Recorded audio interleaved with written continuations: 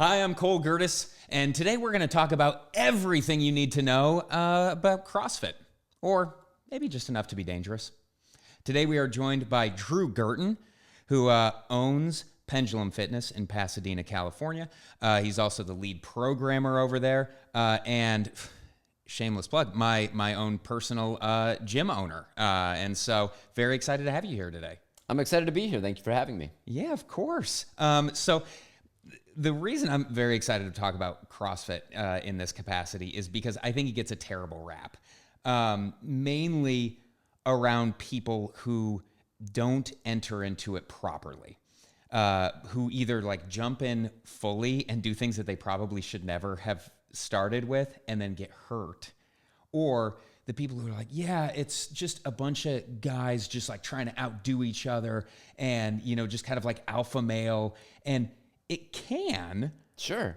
But it also can be something completely and totally different than that. It can be just like a really great community experience. And I think that's where, for me at least, I've found the most love for CrossFit is being able to have like an output and like a capacity where you can either scale or go as hard as you want to or need to on any given day and have that not be frowned upon, honestly. Yeah. I think that like anything, CrossFit is there's good coaches, there's bad coaches, there's good gyms, there's bad gyms, there's bros at every gym, right? It's just as how many bros are there. And yeah, CrossFit does get a bad rap for injury and for their intensity, but that is also the intensity is the thing that makes it so great. Mm-hmm. And so I think that's actually probably a great jumping point is just talking about intensity and what that looks like for somebody that when they're getting started on their journey. Yeah, because CrossFit has so many different components to it. You can have a gymnast who comes in and can do very well in CrossFit if they learn some of the other components. You can have Olympic weightlifters. You can have professional football players. You can have a base core of working out and apply it to a lot of things in CrossFit. And so, you know, like that basic intensity, like coming at it, I think is sometimes maybe one of the hard parts because you come at it from, I'm so good at this one part. I'm going to go full steam ahead at it. But then like scaling back some of those other parts may be a little hard for people. The general person, the public that gets started with CrossFit, they need to understand that where you start off, intensity is relative. Mm-hmm. So when you look at somebody like me or somebody like you, intensity is different. So you and I can do the same exact workout. You may not find that intense at all. And I was like, whoa, I'm slowly dying here, right? Whereas a beginner can be like, yeah, I can't even do that. But that's the great thing about CrossFit is that you can start as a beginner and then progress and gradually become as elite as you want to be. When you're bringing people in, like how do you start them on, I guess, body-mind control? Because that is such a big part of CrossFit to me, is like being able to see something or hear something and be able to replicate that. Yeah. So we start our beginners off in whether it's a 4-week challenge, a 6-week challenge, something to get them started, and what we call Pendulum 101. Mm-hmm. Pendulum 101 is our foundational principles of where we teach them the 9 foundational movements of CrossFit, which are an air squat, front squat, an overhead squat, a deadlift, a sumo deadlift high pull, a medicine ball clean, and then there's the pressing series. And the pressing series is strict press, a push press, and a push jerk. So there's 9 foundational movements in CrossFit. Okay. Everything else, like you said, builds off of those things. This is the first time I've ever heard of those 9. So this is already very interesting. Yeah. Yeah. So we start with an acronym CTI. Okay. Consistency. Okay. Or actually, let's back that up. It's TCI, technique. Okay.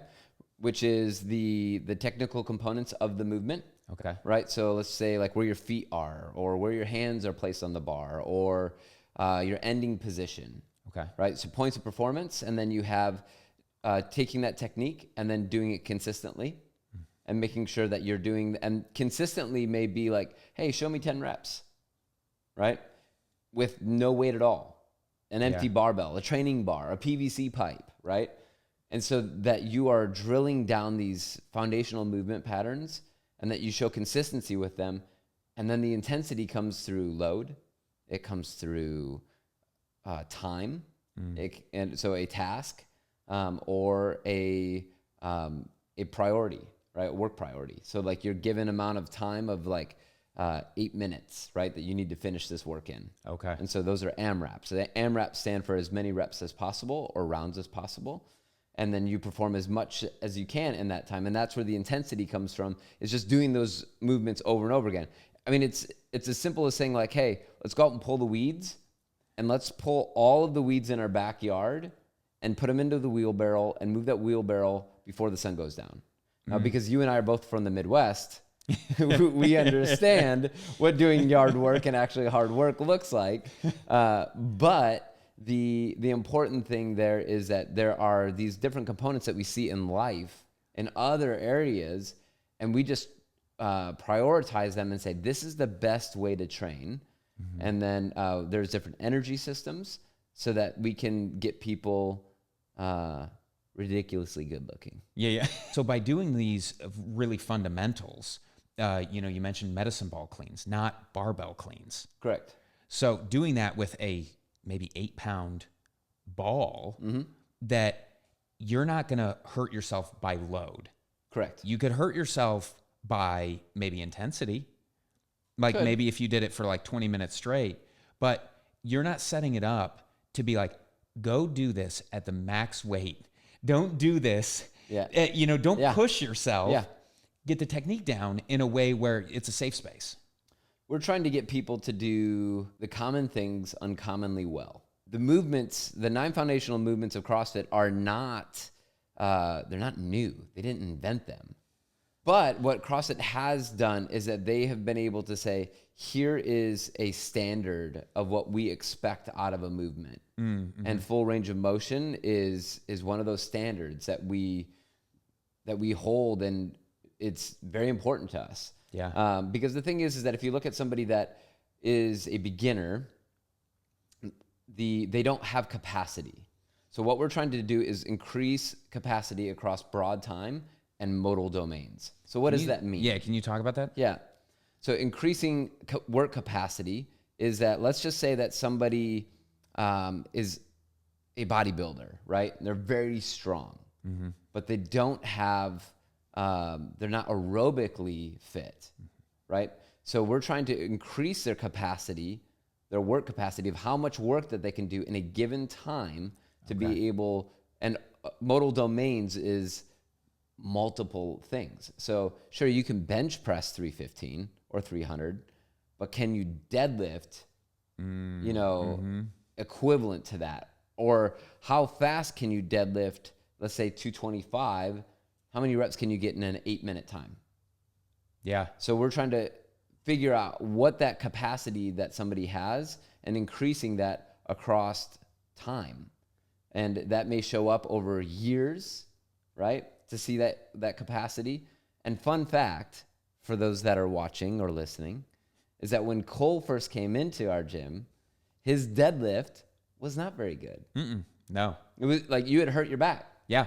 I was one of the ones who got hurt because I was going heavy without actually getting the form proper. Yep. Once again, build your capacity. Yeah. Build your capacity, and then over time, you can start adding more intensity. You can never go back in time. Yeah. So just start slowly and gradually increase, and your fitness will increase, and your body will adjust and adapt and get stronger and fitter and better.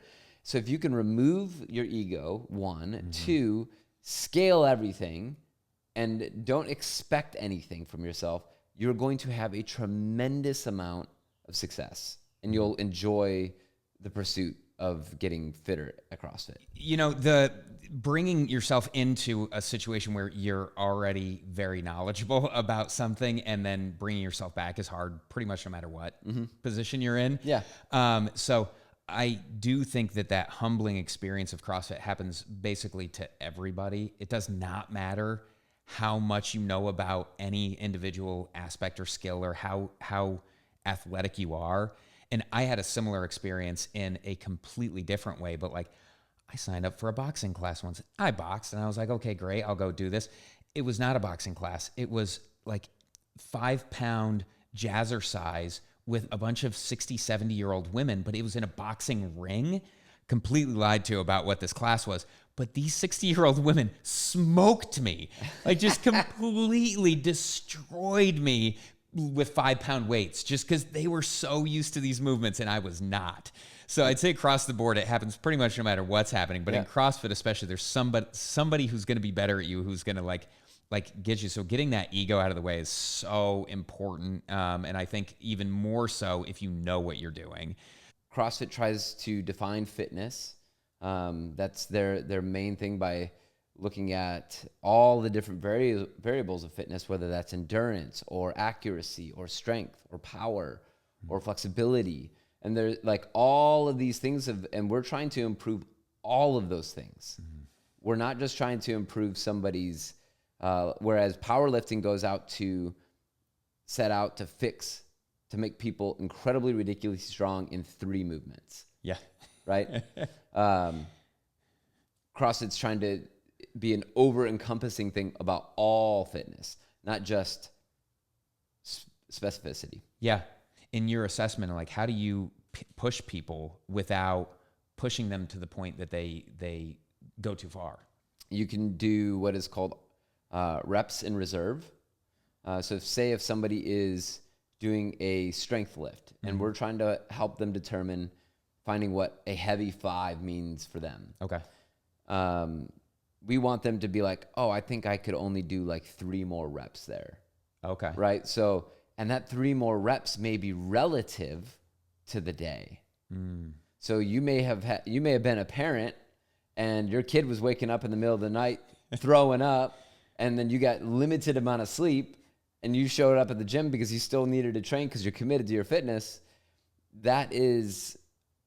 So your reps in reserve on that day is relative. So it's a relative intensity. And is there an acronym for that, Drew? Is there because I think of the RPE of rate of perceived exertion. Yep, that is right. And is that kind of a general thought process of, a way that you can tell if you've pushed yourself too far, basically, like kind of staying within a certain RPE while you're starting out? There's 2 different schools of thought on this. Okay. My undergrad degree would say, hey, let's play the long game, right? And say, just keep showing up. Okay. And do what you can that day. Do an RPE. So RPE, for those that are watching or listening, is rate of perceived exertion. And that can vary depending on your sleep, what you ate, your conditioning level, your experience in the gym. And so you're looking at that RPE for somebody who's untrained may have no concept, be like, oh, that was a 7. And then me as a coach watching them being like, you're moving like that's a 4. Yeah. You had a lot left to give. You're stronger than you think you are. Right? Yes. And so like as a beginner, your RPE is going to be significantly lower because you're untrained. And so what CrossFit does is that they say relative intensity. Push until you are like, I need to take a break. I need to slow down. I need to stop. And that is, I think that's really helpful for somebody because maybe somebody's never actually pushed themselves in life hard at all. And I think that is one of the great things about CrossFit is that people start to realize what they are capable of that they've never had before. And they're like, oh, I'm actually kind of strong. Yeah. I can lift heavy weight. I can do a pull-up. Yes. Right? And that's a really cool thing is that it exposes them to intensity and then they realize what they're capable of. And so what I would tell you is like, push yourself until you're like, okay, I need a break, and then take a break, and then see where, and gauge from there and go from there, right? Like, the other thing is that like, there's got to be some degradation in your form and your technique in order to see improvement. So that's where intensity comes in. Okay. So when you break down your movement and so let's just say that you've got 50 air squats that you need to do for the workout. And by 30, you were doing really well. But those last 20, it just start, like your knees start caving in, your chest starts coming forward, you're not dropping as low in your squat.